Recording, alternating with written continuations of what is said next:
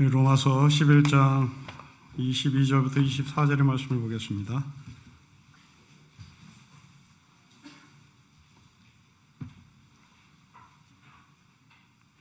(11장) 22절부터 24절의 말씀을 우리 한 절씩 교독하겠습니다.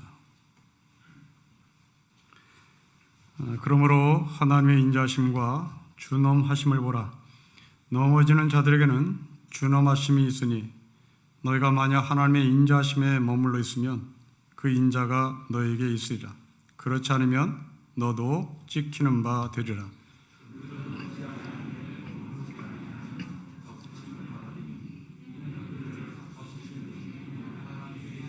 같이 읽겠습니다. 너가 원 돌감나무에서 찍힘을 받고 본성을 거슬러 좋은 감람나무에 접붙임을 받았으니 원 가진 이 사람들이야 얼마나 더 자기 감람나무에 접붙이심을 받으리라. 아멘. 우리는 계속해서 바울이 접붙이기에 대한 이해화를 묵상하고 있습니다. 돌배 가지를 참배 나무에 접붙였습니다. 저는 이 돌배 가지를 세상이라고 해석했습니다. 그리고 참배 나무를 교회로 해석했습니다. 바울은 참배인 나무 교회가 돌배 가지를 품어야 한다고 말씀합니다. 감리교 창시자 존 웨슬레는 세계는 우리의 교구다라고 하는 구호를 외치고 하나님의 복음을 전했습니다. 웨슬레는 세상을 교회가 품어야 된다고 본 것입니다. 한별라고 하는 구호 활동가가 있습니다. 어릴 적 이야기를 들려줍니다. 자기 집 식탁에는 세계 지도가 깔려 있었다고 합니다. 어린 한비아가 밥을 먹다가 밥알이 식탁에 떨어지면 그의 부모님은 그 밥알이 떨어진 세계 지도의 어느 나라를 지적하고 아마도 이 나라가 지금 너의 기도가 필요하고 아마도 이 나라가 지금 우리의 밥이 필요할 것이다라고 가르쳤습니다. 그리고 너도 어른이 되어서 이 배고픈 어느 나라의 누군가에게 밥을 줘야 하는 일들을 감당해 줬으면 좋겠다고 부모님들이 이 어린 아이에게 가르친 것입니다. 세상을 품는 기독교인의 한 가정입니다. 우리 교회 성도들 가운데는 네팔의 아이들을 후원하는 분들이 계십니다. 세상을 품고 있는 신령교회 참된 참배의 나무들입니다. 여러분 가정에 지구본이 있습니까? 예배 후에 집에 돌아가셔서 그 지구본을 품에 안아보십시오.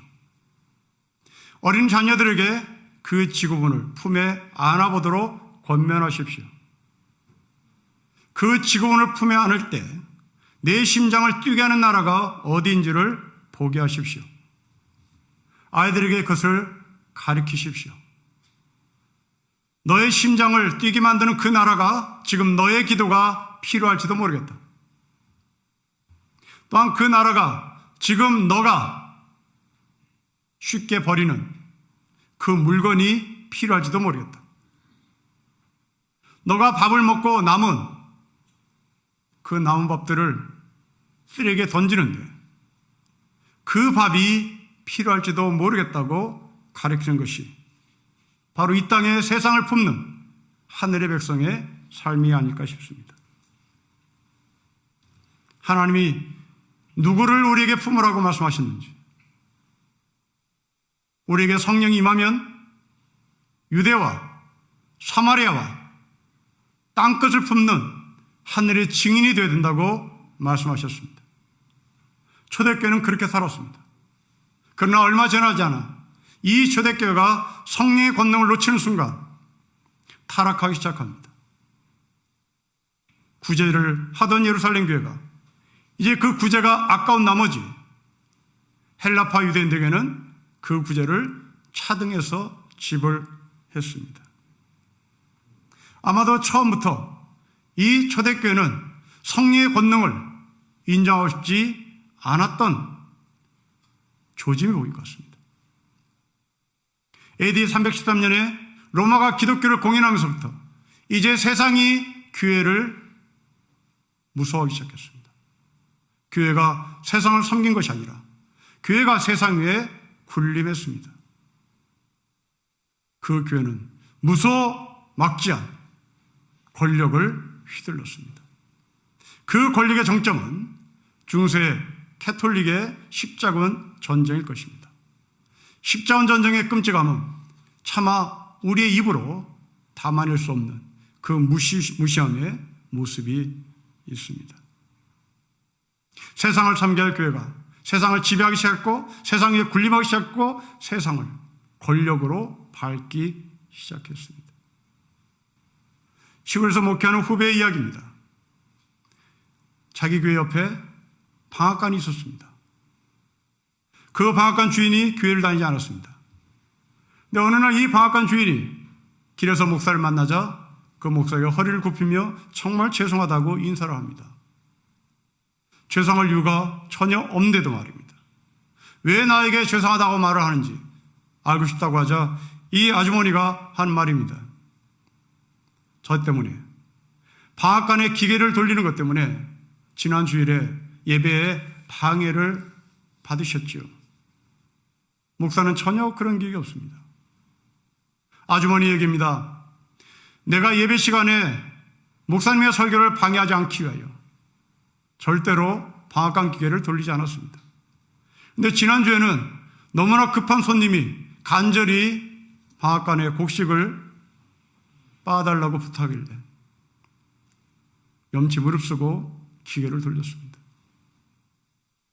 목사는 이전까지 자기가 조용히 설교를 하셨던 근거는 방앗간 기계가 돌지 않았던 것을 그제야 알았습니다. 오히려 교회가 세상을 섬기하는데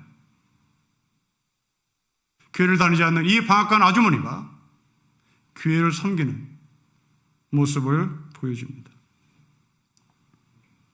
바울은 이미 2000년 전에 이렇게 교회 타락을 로마를 교회를 통해서 예견하고 있었고 지금도 이 말씀은 우리에게 유효합니다. 바울은 로마 교회 교만을 지적하고 책망하죠. 여러분 22절 말씀 보십시다. 우리 같이 읽겠습니다. 시작. 그러므로 하나님의 인자심과 준엄하심을 보라. 넘어지는 자들에게는 준엄하심이 있으니 너희가 만일 하나님의 인자심에 머물러 있으면 그 인자가 너에게 있으리라. 그렇지 않으면 너도 찍히는 바 될 것이라고 얘기합니다. 여러분 두 단어를 바울이 사용합니다. 인자와 준엄입니다. 우리에게 익숙한 단어로 바꿔보면 사랑과 정의입니다. 여러분 하나님은 사랑입니다. 동시에 인자입니다. 정의입니다. 하나님은 인자이며 준엄입니다. 사랑이며 정의입니다. 본문의 말씀을 다시 살펴보십시오. 인자이거나 준엄이 아닙니다. 사랑이거나 정의가 아닙니다. 사랑과 정의입니다. 사랑과 정의가 동일한 가치를 지녀야 된다는 말입니다. 여러분들은 이 사랑과 공의가 균일하게 작동되는 삶을 살고 계십니까? 아니면 사랑 없는 정의를 외칩니까? 아니면 정의 없는 사랑을 외칩니까? 여러분은 사랑에 경도되어 있습니까? 아니면 정의에 경도되어 있습니까? 이 말을 들어야 될 사람이 누굽니까? 22절에 그러므로라는 접속사가 바로 우리를 말합니다. 교회를 말합니다. 교회가 사랑과 공의를 동일하게 선포하고 있는지를 바울은 묻습니다. 안타깝게도 로마 교회는 이 사랑과 공의가 동일한 가치로 작동되지 않았고 뭔가 경도되었다는 얘기입니다. 로마 교회는 세상을 비판했습니다. 사랑이 없는 비판이었습니다. 로마는 사랑을 외쳤습니다. 그러나 정의가 없는 사랑을 외쳤습니다. 누군가는 정의 없는 사랑을 얘기하고 누군가는 사랑 없는 정의를 말할 수 있습니다. 이여령 선생에게 물었습니다. 이런 교회가 어떤 교회냐고. 사랑이 없는 교회가 있고 정의 없는 교회가 있는데 이런 교회를 당신은 어떻게 생각하냐고 묻습니다. 이여령 선생은 70이 넘어 거의 80 가까웠을 때 예수를 믿기 시작한 사람입니다. 이 사람이 복음을 정확히 알고 나서 하는 고백입니다. 이런 교회는 더 이상 교회가 될 수 없다고 얘기합니다. 사랑 없는 정의, 정의 없는 사랑. 어쩌면 한국교회는 정의가 없는 사랑을 외치는 사랑 쪽으로 경도된 교회 같습니다. 그러나 여러분 22절 말씀을 다시 꼼꼼히 생각해 보십시오. 지금은 로마 교회를 향한 바울의 말씀은 정의가 없다고 대단히 꾸준 핀잔을 하고 책망합니다. 굉장히 과격한 말합니다. 여러분 22절 맨 끝을 보십시오. 너 찍힌다. 여러분 우리나라 사람에게 찍힌다면 굉장히 무섭습니다. 하나님은 뒤끝이 대단히 강합니다. 하나님은 한 번 찍히면 더 이상 헤어날 길이 없다는 것을 우리에게 경고합니다. 저는 여러분들이 하나님께 찍히지 않았으면 좋겠습니다. 하나님의 찍힘은 얼마나 무서운지를 경험한 자가 알 것입니다. 사랑 없는 정의, 정의 없는 사랑. 로마 교회는 그런 교회였습니다.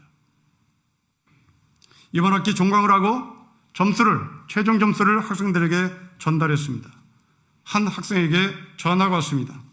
성서와 기독교 과목만 A-를 받았는데 A+를 줄 수 없느냐고, 점수를 올려줄 수 없느냐고 부탁했습니다.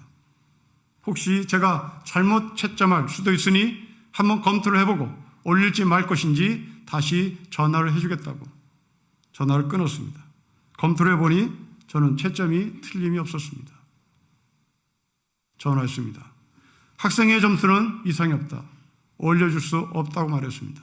그래서 재차 학생이 자기 전체 성적표를 제게 보내줬습니다.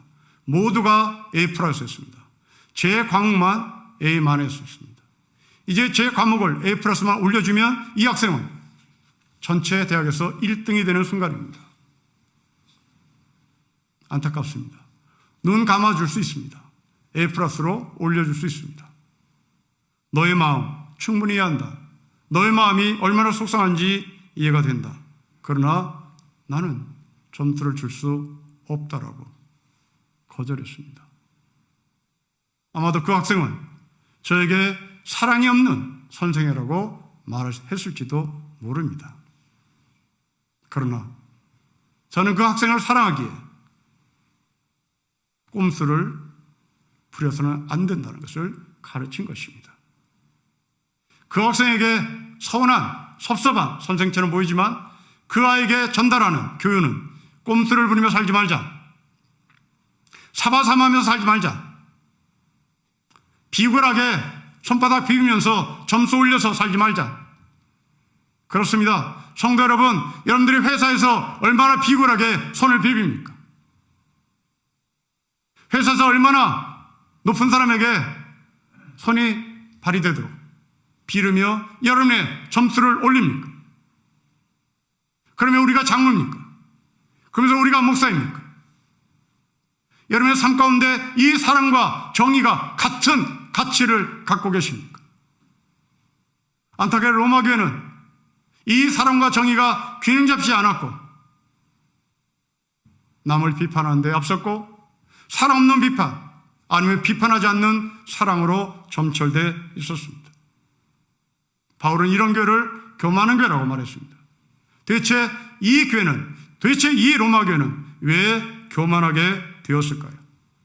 다시 접붙이기를 생각해 보십시오. 교회에게 돌배 가지를 접붙였습니다.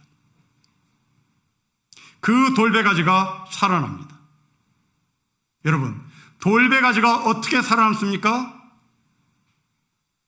참배 나무에 접붙였기 때문입니다. 그러나 이것은 틀렸습니다. 참배 나무에 접붙였기 때문에 돌배 가지가 살아난 것이 아닙니다. 돌배 가지가 살아나는 근거는 나무에 있지 않습니다. 뿌리에 있습니다. 로마 교회는 이 뿌리를 놓쳤습니다. 이 뿌리신 예수 그리스도를 놓쳤습니다. 그의 터이신 그리스도를 놓쳤습니다. 그의 머리신 예수 그리스도를 놓쳤습니다.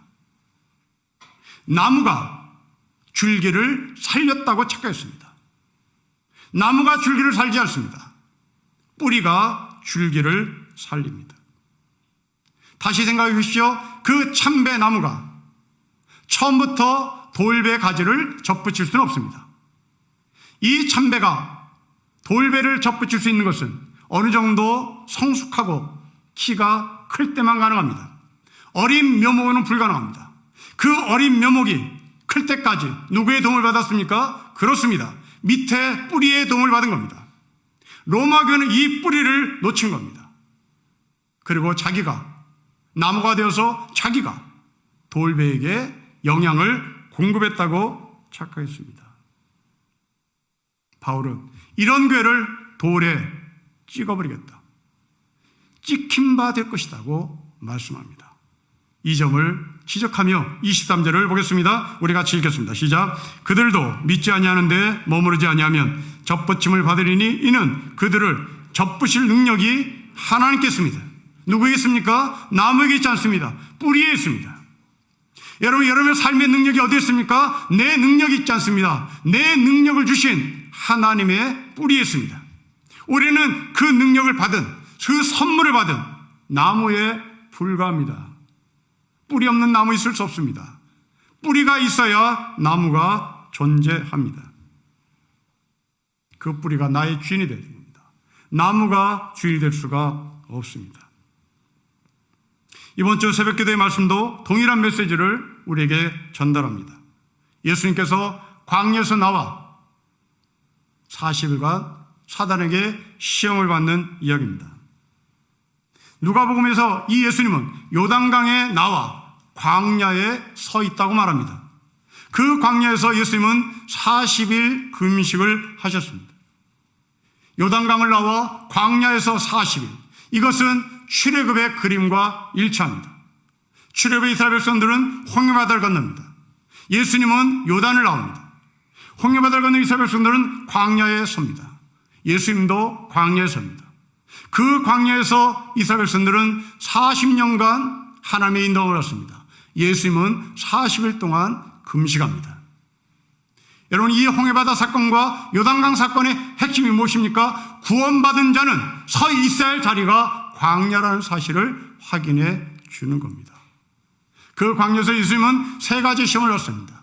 돌이 떡이 되게 하라, 그리고 세상의 모든 만민들이 너에게 절을 할 것이다. 그리고 세 번째로 성전 꼭대기에서 뛰어내리라는 일입니다. 여러분, 이 세 가지의 핵심은 바로 세 번째 성전 꼭대기에서 내리라고 하는 이 핵심에 초점이 맞춰져 있습니다. 돌이 떡이 되게 하는 것이 무엇입니까? 경제 대통령이 되라는 얘기입니다. 천하만국이 다 너희 것이다는 무엇입니까? 정치 대통령이 되라는 얘기입니다.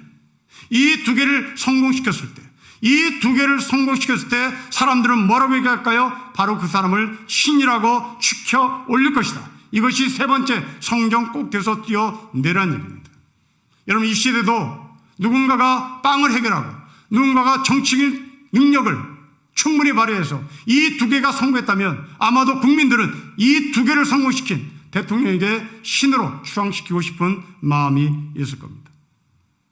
이 땅의 경제를 일으켰던 박정희 대통령을 어떤 누구는 반인 반신이라고 추앙하는 사람이 있습니다. 아마도 그 사람이 정치까지도 멋지게 열매를 맺었다면 아마도 그 박정희 대통령을 반신 반인이 아니라 신으로 추앙시킬 것입니다. 지금 예수님은 이 유혹을 받는 겁니다. 돌이 떡이 되게 하는 빵의 대통령, 그리고 천하만국이 다 너에게 절을 할 수 있도록 능력을 부리라는 정치 대통령, 이 두 개를 성공하면 너는 신이 된다는 것이 바로 사단이 예수를 유혹했던 내용입니다. 여러분, 이때 예수님이 뭐라고 얘기합니까? 하나님을 시험하지 말라고 얘기합니다. 예수님은 항상 주인이 하나님인 것을 고백하는 겁니다. 그렇습니다. 우리는 하나님을 시험할 수 있는 사람이 아닙니다. 우리는 하나님이 우리를 시험해야 됩니다. 우리는 하나님 앞에 우리가 평가를 받아야 되는 겁니다. 그런데 어느새 주인이 된 우리는 하나님을 우리 스스로 평가하려고 착각합니다. 로마 교회는 하나님을 시험하고 있었습니다. 하나님을 평가하고 있었습니다. 그것만이 아닙니다. 이 돌배가지가 참배나무의 접붙임으로 말미암아 이제 참배나무는 돌배가지에게 수분을 공급했던 것이 아까웠던 겁니다. 아까웠던 거죠. 여러분이 네팔 어린아이들을 후원하겠다고 작정한 후에 어느 정도 후원하다가 돈이 아까워서 중단됐습니까? 지금 로마 교회가 그 짝입니다. 왜 내가 돌배 가지에게 물을 줘야 하는지, 왜 내가 저런 썩어빠진 사람에게 사랑을 줘야 하는지, 내가 왜 저 사람에게 후원을 해야 되는지, 이것이 로마 교회가 갖고 있는 갈등이었습니다. 이런 교회를 하나님께서 찍어버리겠다고 말씀합니다. 네팔 아이들을 후원하다 중단하셨습니까? 왜 중단했습니까? 돈이 아까워서 중단했습니까? 그렇다면 여러분들은 이 22절의 말씀을 경고로 받아들이셔야 됩니다. 여러분은 찍힐 수 있다. 한번 찍히면 하나님의 뒤끝은 대단히 무섭다는 것을 놓치지 마셔야 됩니다. 여러분들이 누구를 위하여 기도했던 것을 중단했습니까? 시간이 아까워서 중단했습니까? 22절을 여러분들은 경고로 받아들이셔야 되는 겁니다. 사랑하는 성도 여러분, 하나님부터 받은 선물들을 헤아려 보십시오. 여러분 중에는 남들보다 지혜가 뛰어난 달란트를 받은 사람이 계실 겁니다. 남들이 가지지 못한 권력을 가지신 분이 계실 겁니다. 다 선물입니다. 여러분들의 능력이 아니라 뿌리신 예수 그리스도부터 올라온 하늘의 축복이고 선물입니다. 내 남편, 내 아내, 내 아들, 딸 모두가 나에게 주신 선물입니다. 이제 그 선물을 내 것으로 간직하는 것이 아니라 가지에게 나눠주라고 하나님께서 바울을 통하여 말씀하신 겁니다. 부모님 여러분 자녀들을 지금 끝까지 잘 영역했습니다. 조건 없이 사랑했습니다. 무럭무럭 잘 자랐습니다. 하나님부터 선물로 받은 내 자녀라고 고백하고 있기 때문에 그렇습니다. 언제까지 이 자녀들에게 이 사랑을 베푸시겠습니까? 그렇습니다. 세상 끝날까지입니다. 내가 죽을 때까지입니다. 그런데 이제 여러분 자녀들에게 주는 것이 아깝습니까? 왜 아깝습니까? 그렇다면 갈라 쓰십시오.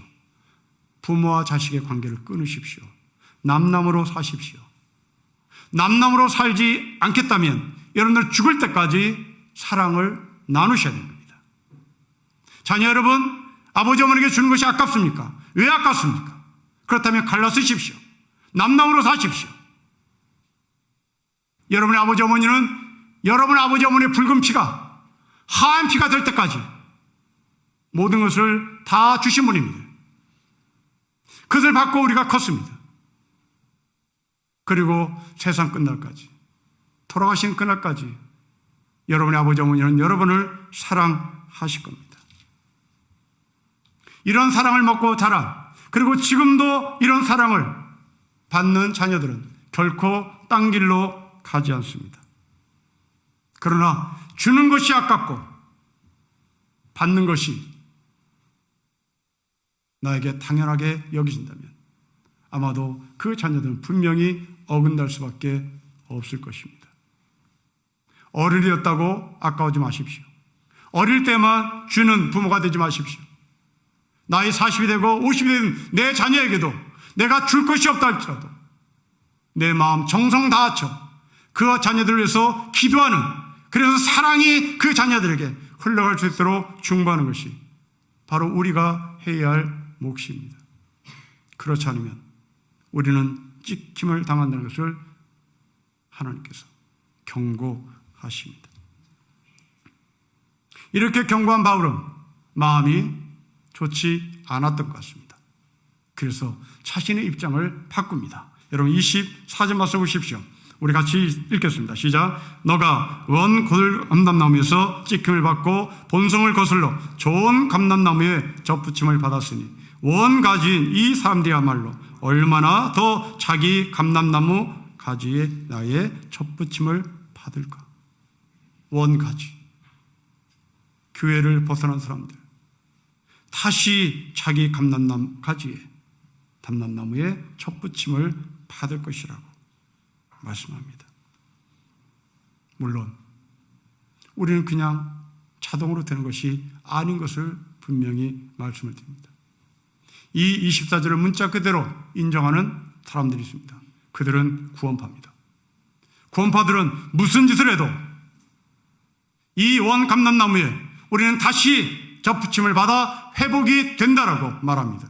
여러분, 그렇지 않습니다. 지금까지 우리가 나눴던 말씀의 흐름을 보십시오. 22절에 정의가 있습니다. 그냥 회복되는 것이 아닙니다.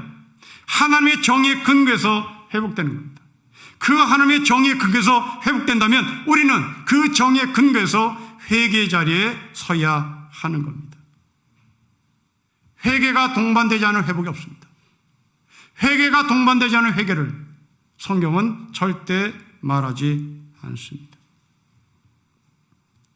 책을 읽으면서 주일학교 학생이 주일학교 선생님에게 질문한 내용을 읽고 목사인 저는 대단히 부끄러운 마음을 가졌습니다. 교학교 선생님이 주일학교 학생에게 노아의 방주 사건 이야기를 정말 실감나게 설교했습니다. 이때 꼬마가 선생님께 질문합니다. 그런데 선생님, 노아 할아버지가 만든 방주, 그 밖에 있었던 사람들은 대체 어떻게 됐을까요? 주일학교 선생님이 말합니다. 죽었지. 아주 간단하게 처리했습니다. 그러자 제4 이 학생이 질문합니다. 49일 동안 끊임없이 비가 왔다면 그 방주 밖에 있는 사람들이 죽었을 텐데, 선생님 말씀대로 죽었을 텐데 왜 성경은 이 시체들이 어떻게 됐는지에 대한 이야기가 왜 없을까요? 여기에 주일학교 선생님이 충격을 못 씁니다. 이 아이는 방주 밖에 죽어간 사람들에 대한 아픔과 연민이 있구나. 나는 지금까지 방주 안에 들어온 사람만 관심이 있었는데, 예수 그리스도의 이름으로 살아있는 사람만 관심이 있었는데, 이 꼬마는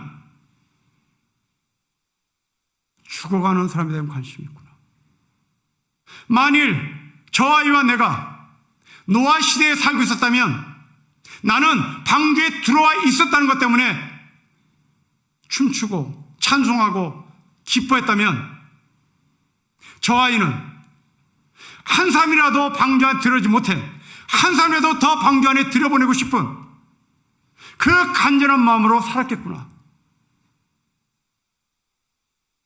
성도 여러분, 여러분들 노아의 방주 밖에 죽어간 시체들에 대한 관심이 있습니까? 우리는 없었던 것 같습니다. 내가 살았다는 것, 안도의 마음만 갖고 있었지 안타까움의 마음은 전혀 없었습니다.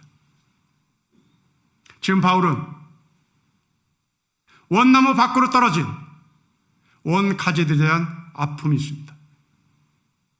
이들이 회복되기를 간절히 소망합니다. 그 회복은 하나님의 정의에 근거합니다. 회개하면 너는 다시 원 나무에 원 가지로서 접붙임을 받게 될 것이라고 말합니다. 구원파처럼 아무렇게 살아도 회개하고 회개가 없이도 회복이 되는 것이 아닙니다. 사랑하는 성도 여러분, 우리 모두는 다 광야로 나온 하늘의 백성입니다. 이제 더 이상 애굽의 고깃가마를 그리워할 사람들이 아닙니다. 우리는 서야 할 자리가 광야입니다. 이 광야에서 꽃을 피워야 합니다. 배가 고파도 하나님의 말씀으로 살아야 됩니다. 세상 모든 것을 준다 할지라도 하나님을 시험하지 말아야 됩니다. 내가 신의 자리에 간다 할지라도 우리는 하나님을 평가해서는 안 됩니다. 하느님으로부터 내가 평가를 받아야 합니다. 때문에 성도의 삶은 늘 고달픕니다. 학교 말이 되면 내가 어떤 성적을 받을지 조마조마했던 학생 시절처럼 우리는 하나님 앞에 어떤 평가를 받아야 될지 늘 조마조마해야 하는 겁니다. 고달픈 삶을 살지 않으면, 이 고달픈 삶을 통하여 거룩한 삶을 살아내지 않으면 하나님께서 심판하기 때문에 그렇습니다. 너만 잘나버리는 것이 아닙니다. 나의 식구들까지 나로 인하여 잘릴 수 있습니다. 요셉의 가지가 담장을 넘었다는 것을 기억하십시오. 요셉의 가지는 담장 안에서만 자라지 않았습니다. 담장 너머로 넘어갔습니다. 이 담장 너머로 넘어갔다는 것은 이제 더 이상 나의 소유가 아니라 지나간 사람이 그 가지를 가질 수 있다라는 말입니다. 거룩한 삶은 바로 이렇게 여러분의 가지, 여러분의 담장을 넘어서야 하는 겁니다. 이기적으로 내 것으로 챙기는 것이 아니라 이웃까지도 그 사랑이 전달되어야 합니다. 그러기 위해서 우리는 성실하게 열매를 맺어야 합니다. 구원을 이루어가야 합니다. 두렵고 떨림으로 구원을 이루어가야 합니다. 아주 설익은 목사였을 때 저는 헌금 기도를 하는 중에 이런 기도를 한 적이 많았습니다. 이 헌금 바구니에 있는 헌금 중에 비정상적으로 벌어들인 돈이 있다면, 그리고 이것이 헌금 바구니에 들어가 있다면 하나님, 그 헌금을 헌금으로 계산하지 말아주세요. 그것을 쓰레기로 처리해 주세요라고 기도한 적이 있습니다. 여러분, 왜 그래야 합니까? 여러분들이 불법으로 벌어들인 돈, 그것을 헌금했기 때문에 하나님께서 우리의 구원을 제외시키기 때문에 그렇습니까? 아닙니다. 정상적으로 벌어들인 돈으로 하나님 앞에 들고 왔다는 것을 나는 증명받고 싶기 때문에 그렇습니다. 나는 이렇게 거룩하게 살았습니다. 평가받고 싶어서 우리는 그 헌금을 들고 나오는 겁니다. 이런 동화가 있습니다. 아들 셋을 둔 어떤 부잣집 과수원의 주인이 있었습니다. 아들 셋은 아버지가 부자이기에 백수로 살았습니다. 이제 세상을 떠날 준비가 된 아버지는 자녀들에게 유언했습니다. 과수원 중앙 왼편 두 번째, 거기에서 반경 3km 보물을 숨겨놨으니 이 보물을 찾아라. 이 보물을 찾는 사람이 그 보물의 임자라고 유언하고 세상을 떠났습니다. 자녀들은 그 보물을 찾기 위하여 죽어라고 땅을 팠습니다. 그러나 보물은 나오지 않았습니다. 그러나 그 보물은 어디에 있는지를 확인했습니다. 다음에 가을철 그 땅은 비옥한 땅이 되어서 더 좋은 열매를 맺었습니다. 자녀들은 성실이 보물이라는 것을 깨닫고 그 뒤로부터 성실하게 살았다는 이야기입니다. 여러분, 우리는 부름받은 성도입니다. 우리는 원가지들입니다. 원가지인 우리가 살 수 있는 미션은 정직하게 사는 겁니다.